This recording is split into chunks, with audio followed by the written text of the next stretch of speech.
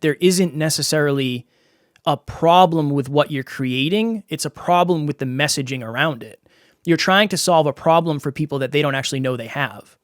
And until somebody knows they have a problem, they're not going to look for a solution, or it's not going to be the unique solution that you're creating. Welcome to the Clear Brand Academy podcast, where we take the mystery out of marketing and help you get more leads and sales with a clear brand and proven marketing tactics. I'm your host, Josh Ramsey, and today's guest is Kevin Palmieri. He is the founder and co-host of the Next Level University podcast. Early in his life, Kevin found quote-unquote success, but after a brush with suicide, he realized he wasn't making a living or a life he truly wanted. He became passionate about self-improvement and decided to make it his purpose in life to impact as many people as possible by becoming a role model podcaster and speaker. He succeeded to make his podcast one of the top 100 with over 1,100 episodes and is listened to in over 125 countries. He's taken his life to the next level and achieved both personal and professional success. Welcome to the show, Kevin. Josh, thank you so much for having me, buddy. I appreciate it. Thank you for the introduction, and I'm excited to see where we go today. Yeah, I think that's such a great part of podcasting, and just getting the space to explore in a little bit more long form all of these things that make us tick and have helped and things we've learned. So I know that we could take this conversation in a lot of different places. I think what I'm most interested at the moment is kind of what your big why. I think you put that very serious moment into your introduction, or I did, and there's a reason for that, right? That really connects to real pressure, real stress, real anxiety, and maybe you could just speak a little bit about that pivotal moment and where it's taken you in the last couple, however long it's been.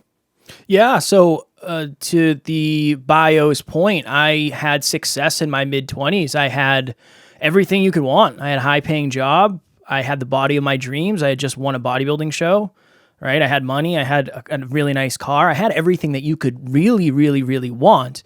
But I remember after I opened my final pay stub of my most successful year, I expected all of my internal issues to go away. Externally, yes, I could buy things, and that's great. Internally, I was still insecure. I was still somebody who wasn't confident.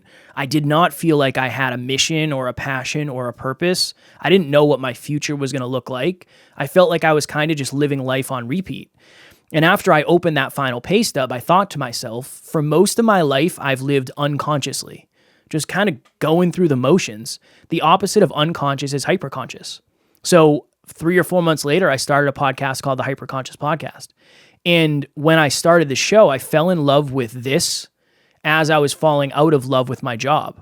So my job required a lot of travel. So I started calling out of work. I would start showing up late. I'd start leaving the job site early. I just wasn't the person that I was at the beginning of that job. I was not a model employee.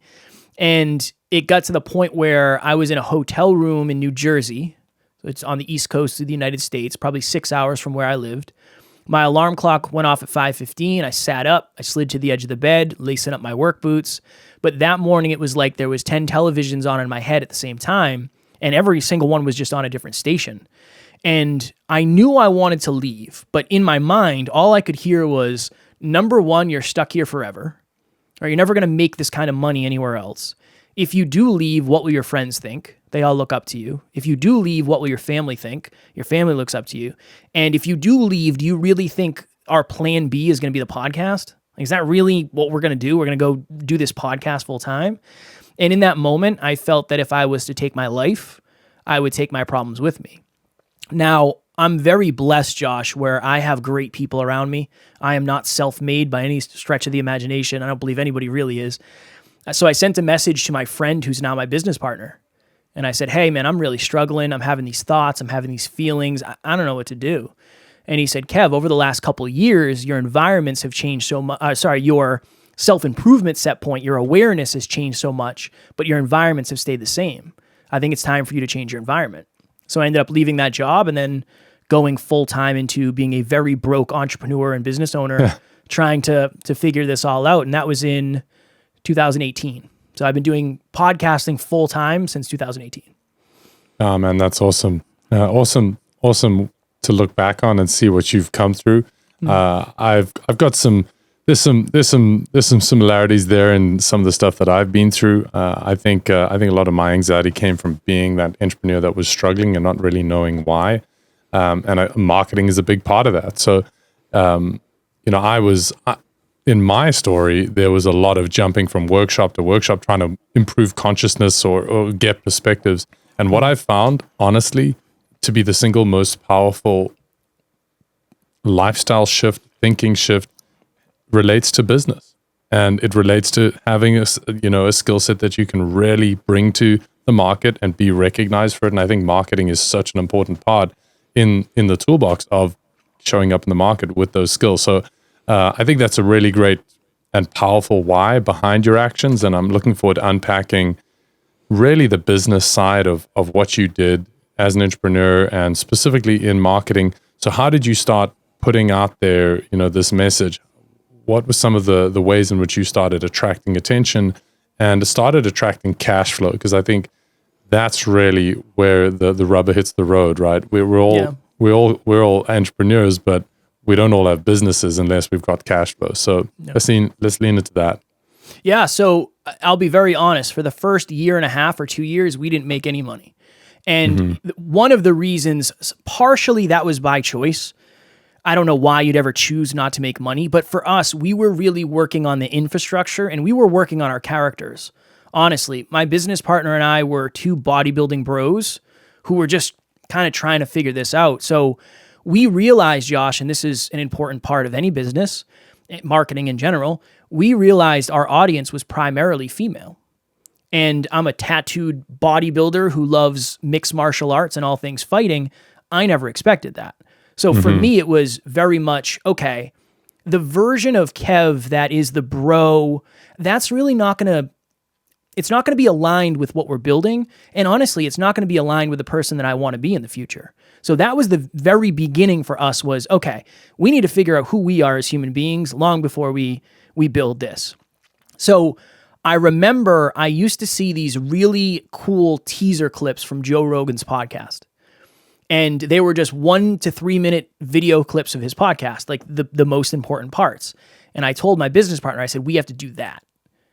I don't know how to explain it, but sharing this picture stuff, this audiogram stuff, that ain't it. Everybody's going to do this. We got to start doing this. So I downloaded Adobe Premiere and I learned how to video edit. And I tried to make a teaser clip. The first teaser clip I tried to make, it took me 16 hours. My laptop crashed 3 times and I had to buy a brand new laptop. But that became something that we started doing. We just try to push out as much high quality content as we could. That was really it in the beginning. And that was just for brand awareness. When we said to ourselves, all right, it's time to make money, this is what we did. We had a very small community of listeners, but we knew our community pretty well. So I reached out to somebody and I said, hey, I'm looking to do some coaching. It's in beta testing right now. Are you open to me coaching you for free? I'm going to coach you on what we talk about on the podcast, hyperconsciousness, right? Peak performance, mindset, relationships. What do you think about that?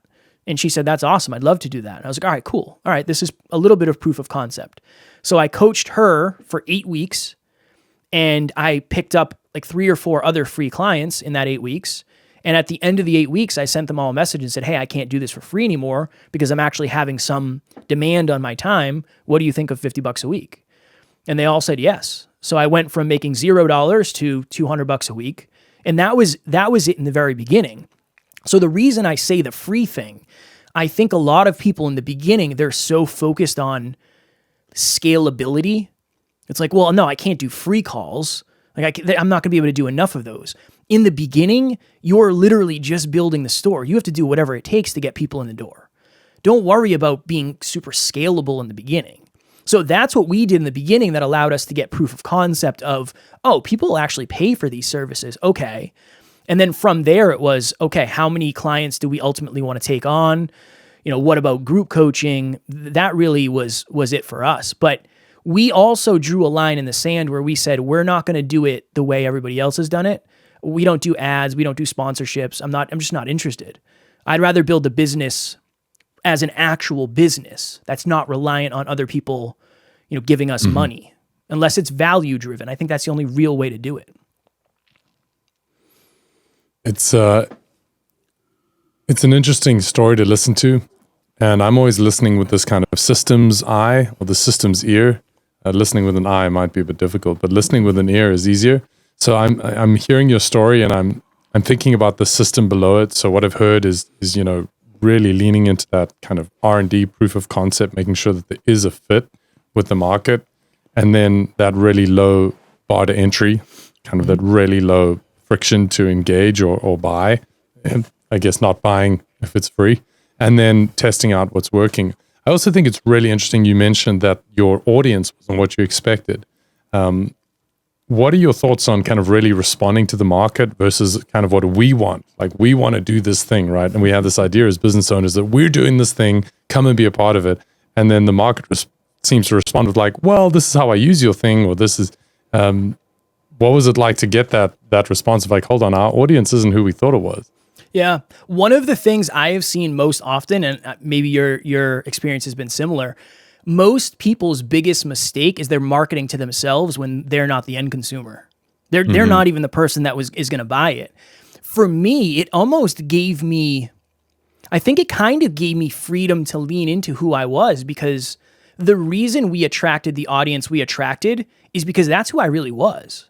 I was a human being who had very low self-worth. That's the common wound in our community. Low self-worth, toxic relationships, fear of judgment, fear of being left behind, fear of failure. That is a common thing. So for me, it almost gave me permission to be vulnerable and not have to be perfect all the time and not try to be something that I really wasn't. For other people out there, I think that sometimes you have to understand that there isn't necessarily a problem with what you're creating. It's a problem with the messaging around it. You're trying to solve a problem for people that they don't actually know they have. And until somebody knows they have a problem, they're not going to look for a solution, or it's not going to be the unique solution that you're creating. So that really is it for me. You have to figure out what is the actual problem that you're solving for your audience, not your own problem. Because, right, depending on your brand, I mean, you could be serving a 5-year-older version of you. Well, your problems now are different than theirs. Their problems have changed with technology. So, yeah, I think you have to decide, look, I'm either going to draw my line in the sand and I'm going to create products that I would like, and we're going to go from there, or I'm going to create products that my ideal client would like and then change accordingly. Yeah, I think it's a big wake up to look in the mirror and go like, who am I actually, who am I trying to serve here? And at the end of the day, we're out there to serve the market, right? And it's competitive. And if we're not serving that customer, they're going to go and get served somewhere. Of course. So if we lean into this, and I think it's a nice segue there into kind of marketing, into messaging, into, how you grow your social reach, how you grow traffic or whatever it is that, whatever your kind of your lead gen channel is. What did you do when you realized that actually this is what is needed? This is what I'm going to start giving. What were some of the strategies that you put in place to start growing? Yeah. One of the things that I think is different about us, and just me specifically, if you were to look at my social media following, I don't have a large social media following, but what I do have is I have an engaged community. That is really my focus. My focus is not to pad the numbers of quote unquote followers. It's to increase the level of engagement behind the scenes. Nobody sees most of the conversations I have, but that was one of my tactics in the beginning, and still to this day is I'm going to send you a video message. I'm going to send you an audio message. I'm going to check in with you and say like, hey, congrats on the house. The stuff that doesn't seem to be important at all, that's almost where I focus, not entirely, but this is always my thought, because I've had a lot of people say like, that's not a valid use of your time. If your favorite actor is The Rock, and The Rock reaches out to you on social media and sends you a message, you're never not going to follow The Rock, ever. That will change your life. Now, I am not The Rock. I am merely a small piece of sand compared to him. But there are people in our community who really look up to us and value us. And if I can deliver them some sort of value contextually behind the scenes, that goes a long way. So I almost have a different view when it comes to marketing, that for most of us, we expect direct marketing results with brand marketing. We expect that we're going to get some sort of like, oh, every time I post on social media, I get X amount of more clients, right? When in reality, I think the conversations behind the scenes are actually direct marketing, where you can figure out, I had a conversation with Josh, then Josh left us a review on the podcast, then he joined one of our monthly meetups. Interesting. It's because I had a conversation with Josh. That's how I approach it. So for me, the system is almost, who is one person I can talk to today from our community? That's something that simple. Now, I understand if you're in a bigger business, or maybe you're not in a customer-facing business as much, that can be challenging. But if you have an email list, imagine if you sent one custom email a day instead of the breadth email you send that's like, here's 30% off and dear blank. It's just different. I think the personal touch thing can go a long way regardless of the size of your business. And going back to the point on the rock, the bigger the business is, the more valuable a personal touch is. And I think we kind of lose sight of that. Yeah, I'm sure there's a balance there with, that time well spent. And again, I come from the nonprofit space in terms of my kind of entrepreneurial background, serving parents and families that are dealing with technology kind of impinging in their lives. And there has to be a balance of that kind of cash flow and hitting revenue goals and making sure that you're getting a return on your time spent. Is there a way that you quantify that, or you write off a certain amount of your time that you don't expect this to be kind of income generating? Or how do you justify that spend if you don't actually see a direct correlation to kind of growing the business revenue or growing the business stability through cash flow? Yeah, I mean, I've gotten it to the point now where it only takes me 2-3 minutes a day. So it's like for 2 or 3 minutes, I don't think it's that big of a deal. But I guess it's kind of, for us, it's kind of a theme of, okay, the reason we started making money is because we built relationships behind the scenes. Interesting. The reason we've been able to fill our group coaching the last 9 times with 10 people is because we're having conversations behind the scenes. It's not because we put up a post and everybody just comes cold. That's not why it's happening for us. The way we've gotten podcast reviews, a lot of those are conversations behind the scenes. So I think it's just one of those, what is the 20% effort that's gotten us the 80% results?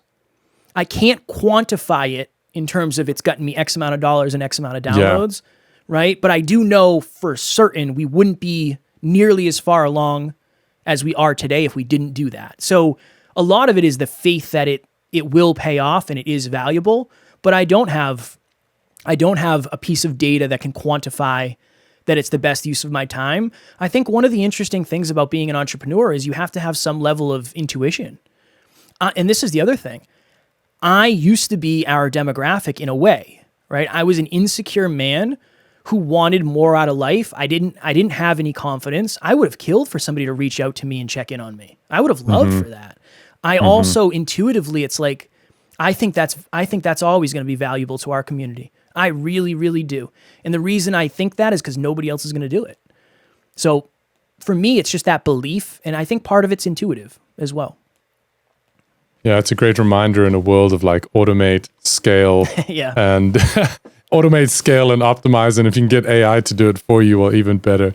Really kind of refreshing to have that personal touch and definitely that you're going to be unforgettable. You're definitely going to be unforgettable. And if ever there's an opportunity for someone to buy from you, whether it's coaching or some other service or product, that's gonna be the choice.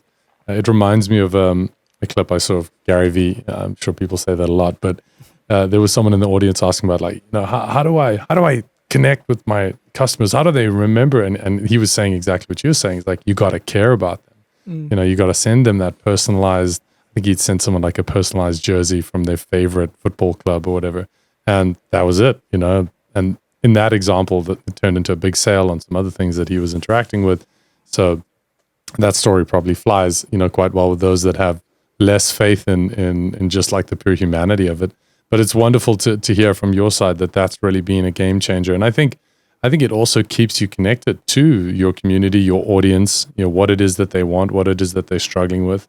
And those are not necessarily things that they're going to post on a comment on Facebook, but they would tell you in a direct message. Or is there any story that sticks out from you where you learned a piece of information, not necessarily about an individual, but an insight that was just like, wow, that's the language they're using, or that's how I can connect with, these customers, these prospects that I have? Yeah, one of the interesting things that we've learned is we scare people away. Based on a conversation that my business partner and I had with somebody who ended up on the team. This is somebody who I did a free call with a long time ago, and then she just disappeared. She just disappeared from the community completely. And I was like, oh my goodness, I said something wrong. This person hates me. She ended up coming back into the community.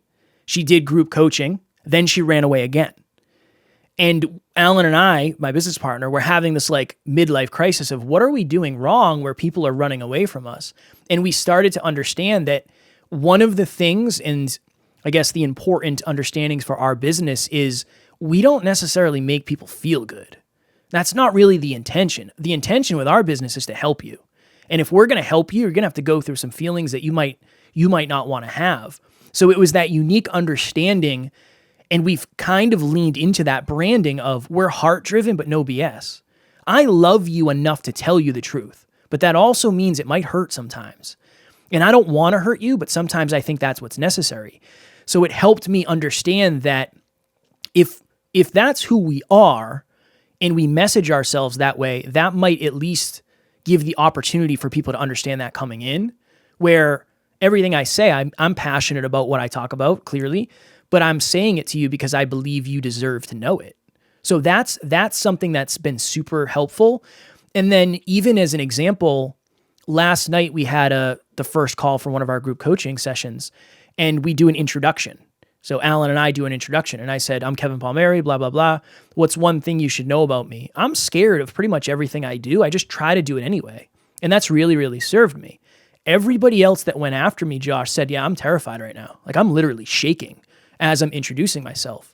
So that really allowed me to understand, is the price point off on group coaching, or are people afraid? Maybe people are afraid to come on and be on camera because I'm on camera every day. I'm used to it. They're not. That's a potential fear of our ideal client that I didn't realize until I checked in with that. Mm-hmm. Yeah, that's a really, really good kind of point to bring home, that the friction point might not be what you think it is, right? Because you're looking at it from your perspective. Well, would I spend this money on this? There's somebody else that money is lower down on the kind of value chain or value ladder. And they're going, well, if I buy this product, or I buy this house, or if I buy this coaching session, what will it mean for where I live or how people look at me? So really not making those assumptions and taking the time to connect are going to give you those insights to position in a way that people can see the kind of benefit of taking the risk of spending with you, whether it's time or money. Yeah, that makes a lot of sense. You're going to get objections, but the thing is, like, I think sometimes we create our own objections and we never actually get them. Like nobody's ever said to me, you know what, I don't really want to do it because I'm afraid of being on camera. Nobody's ever said that. Yeah. But I bet you that's one of the top reasons people don't do it. Yeah, for sure. Because it's not super expensive. It's priced it's cheap, all things considered. That's such an important thing where it's like a lot of the objections we get aren't the real ones. And in a way, a lot of times we'll never get the real ones because the real ones are the most vulnerable ones. So it's up to you to figure out what the objections are. And that's what you get behind the scenes. You know, at this point, I've done hundreds of free calls. I've had times where people said, honestly, I'm not ready to FaceTime. I don't want to FaceTime. I'd rather do audio. Interesting. What's that mean? Oh, this person lacks confidence in their appearance. Interesting. Okay.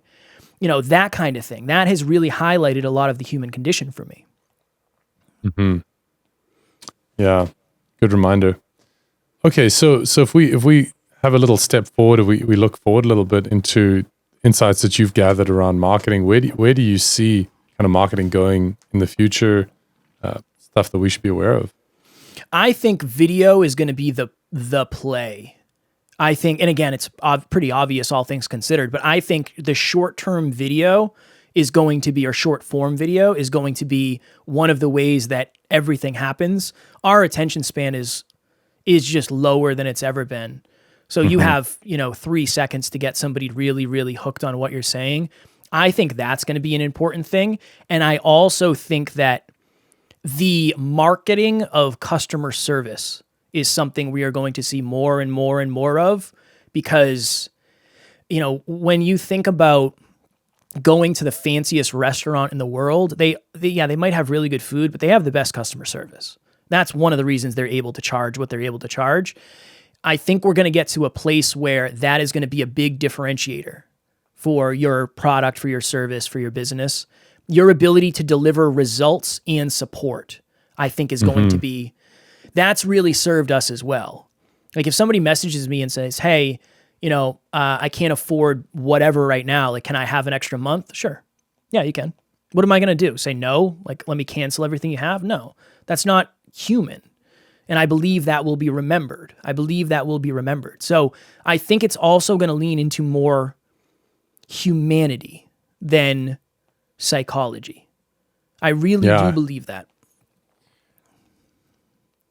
I think it's really interesting because that you can control. You've got full control over how supportive you can be of your customers, right? That is not outside of your control. I mean, you might say it takes time to be more supportive. And if you're not paying for the support team's salaries, then they can't, spend the time. But definitely the tone of an email, whether it's, sending a video message as opposed to just a quick email or some way to personalize it. So have you got any tips for us on how we can lean into this humanity in support, this really serving customers in a way that they remember us and value us? Yeah, for me, it's just treat a person like a person. I know that probably sounds super simple or too simplistic, but I mean, when you really know your audience, and if you have millions of customers, it's hard, obviously, well, maybe impossible, but it's just this, it's the system of how can I know my audience at a little bit of a deeper level where I can treat them as a person. I can treat them as a member of this community. And I can remember at the end of the day, one of the reason people come back is because they like the people they're dealing with. It's not just about the bottom line. That understanding is, honestly, sometimes you will lose money, but you'll make it back. And in exponentials, you'll make it back and more. And this is the other thing. When people are referring companies to other people, it's not always because of the product. Sometimes it's because of the process. And I think that's the differentiator that we're going to get into as well, is you can have the best product, but if your process sucks and your customer service sucks, it's a negative experience. People are very, very experience driven. The vast majority of humans are experience driven. And if you can make sure that you understand the importance of the experience for your client, that is also going to help you win. So number one, just understanding a person is a person. If you can just have that mindset every time you do something, it's as big as double tapping a comment on Instagram or sending a little message underneath. Those are two completely different vibes. All right, thank you so much, Josh, versus double tap. And that's just completely different. You're a person. You took time to comment. I should take time to comment. Now, again, can Gary Vee reply to all his comments? No, but he did in the beginning. And I think that's an important thing to understand. And I think, having founders or leaders that are leading from the front in that way, that's culture. Because employee number 1, employee number 2, team 4, that gets passed on, and somebody can be doing that equivalent action at scale if that culture is there. It reminds me of we recently moved our learning academy to a new platform, and when we joined the platform, I jumped in with a host group, and I saw that the founder was there, and this is someone that's run kind of $100 million organizations, and I just bombed them a quick message like, hey, figuring some stuff out, and immediately got a response. We went back and forth maybe 10 times. And I was just, I said to her, I was like, this is astounding that you've got this level of engagement with your users, and you're this all in on serving. And as you say, incredibly memorable. So I think it's a great reminder in terms of bringing that personability, that humanity to our customer service, and it's definitely something that we can control. So knowing that, and then specifically on video, what have you found some great quick wins, some tips for video? Yeah, I think for me and this is going to be a hard thing for many people, I don't really care about the number of likes. I don't really care about the number of views. I understand that video is a long game. Video is like really the long game where you're just trying to get recognition, you're trying to get awareness, and you're trying to raise the consciousness of the end user to what you do. So it's almost like, I think a lot of us we're assuming that a call to action has to lead to a purchasing decision. When in reality, I think for the vast majority of us, that's not how it works anyway. Really. So I almost think for most places, I think the video content should lead to the next lowest barrier to entry, not the final barrier to entry. Mm-hmm. For me, it's two things. It's either, so I think of it from the percentage of possibility. So at certain levels of the business, my call to action is just high percentage. I just want you to go to the next level of the business. I don't even want your money. Other places, I'm going for highest ROI, the highest return on my investment with this call to action. I think on social media, since your audience is pretty cold, it should be the highest probability for another engagement, whatever that means, depending on where you are and how your business is set up. But I think we're going to move away, I believe, from this video is going to get you to click on a link that's going to get you to purchase something. I think we're requiring more trust than we ever have because we're inundated with content. So I think whatever you can do to build trust more than anything else, more than make a purchasing decision, trust is such an important thing, especially now. It's a new currency, really. Yeah. I think that's a really interesting way to think about it. Trust as a currency, and then currency being the faith that we have that this currency is worth something, that we all say that this thing is worth $1 or whatever. Okay, so building trust in content. You've mentioned being human, understanding that you're talking to another human. You mentioned kind of sharing vulnerably. Where is that line of showing up authentically? I saw a post on LinkedIn recently, and I just wasn't sure if the post was about the individuals that were going to read the post, or if it was more just like, I need to say this for myself. It just felt like it was actually on LinkedIn, so it's kind of more professional platform, and the post just seemed a little bit too personal. Like as a person reading the post, I was like, I don't know if this has raised my faith in this person or lowered it as a professional who knows what they're doing and can handle a certain level of something that they've become an expert in. Do you have any thoughts on that? Does that trigger anything? I would say maybe that a couple things. Maybe that post wasn't for you.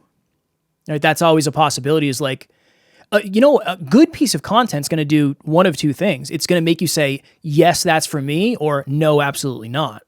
Mm-hmm. I always say that with podcasters. Like, I want your intro to turn some people off. It shouldn't welcome everybody if that's not who you're trying to serve. So the first thing that pops to my mind is maybe that piece of content was really good where it made you go in the other direction, where maybe you're not the target audience. That's one. I think the only real way you can be authentic and vulnerable is to figure out how is it valuable. That really is my kind of my frame is what I'm sharing going to be valuable, or is it going to be novel, or is it going to be controversial? What is my intention, and what is the emotion I'm trying to create behind sharing this?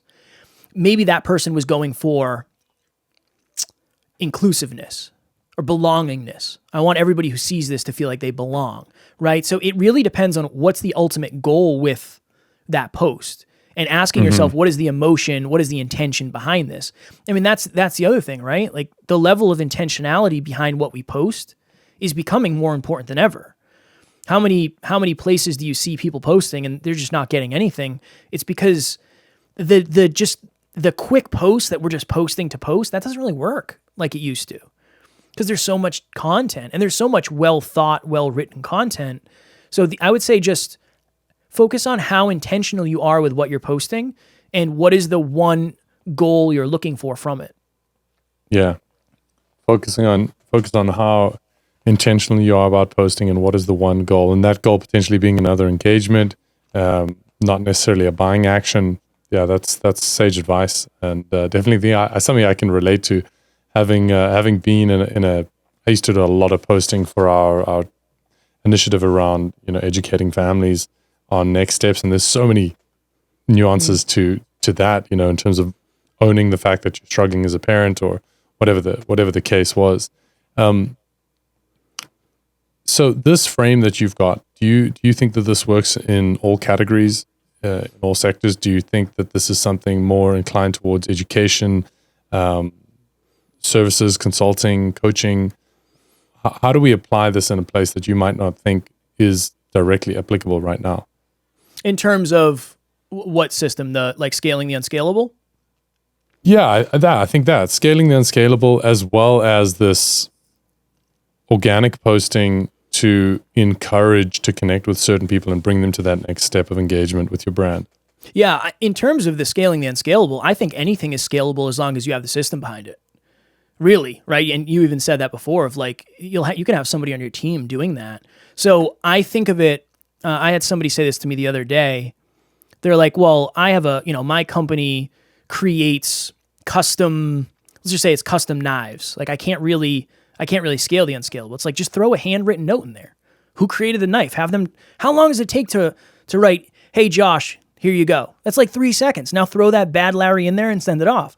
So it's almost like, what is one more piece to the system that you could add in order to ultimately add more value? And you can start small. Like it could be the smallest thing in the world. You could have a Post-it note with a heart in there. Cool. That differentiates you. It's different. Nobody else is doing it.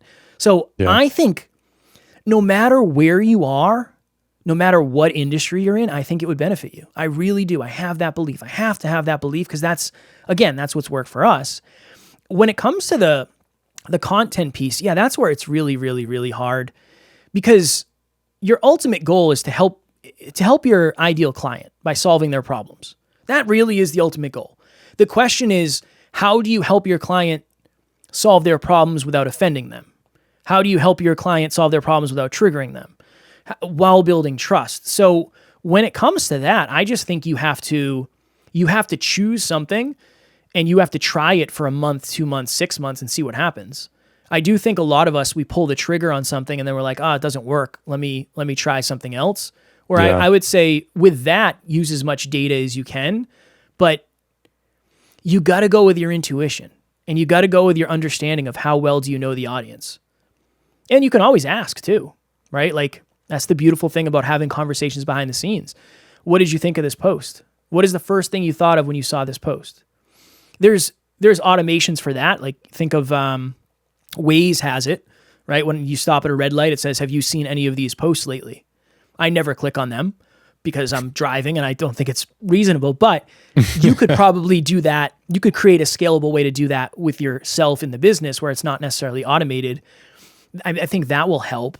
But anything other than that, it's really, I think a lot of it's very custom and it depends on where you are, what you're doing, how far in business you are.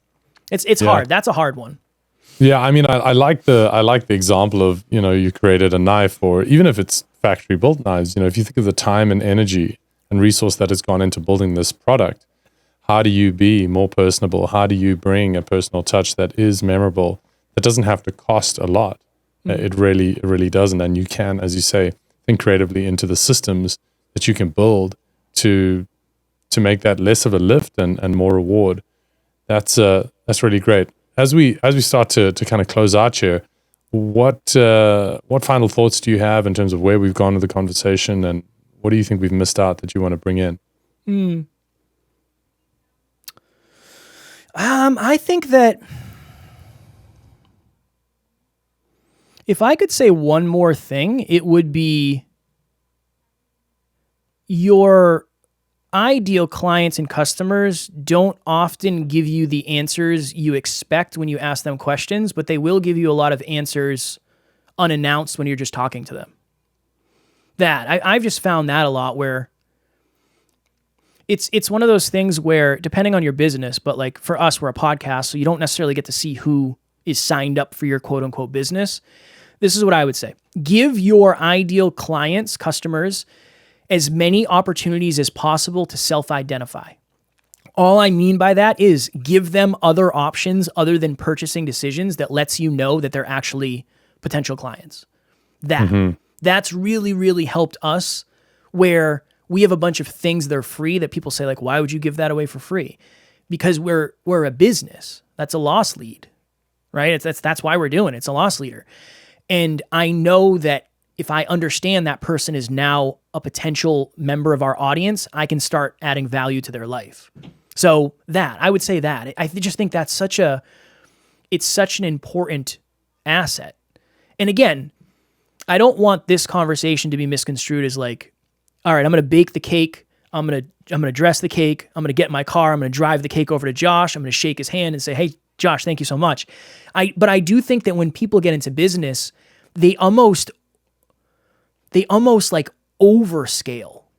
That's like their focus is like, I want to do as much possible with the least amount of work possible. It's like, no, I don't think that's it. If you can add a personal touch, I'm willing to bet it will be well worth the ROI. The ROI of that, I believe, will be very positive, not just in culture, not just in reputation, but in satisfaction. And that's ultimately what matters when you're building a business anyway. Satisfaction, client satisfaction. Well, you kind of brought it together there in a really nice bundle cake.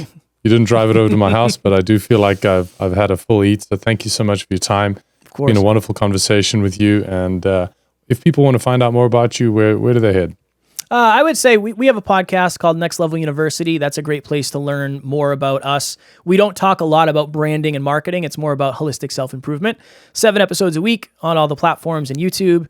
And then if you want to follow me, the best place to connect is probably Instagram.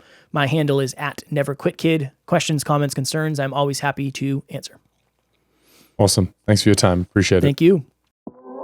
Thanks for listening to the Clear Brand Academy podcast, where we take the mystery out of marketing and help you get more leads and sales with a clear brand and proven marketing tactics. If you liked this podcast, please leave a review on Apple Podcasts or wherever you listen to podcasts. If you'd like to outsource your marketing to our team, go to clearbrand.com.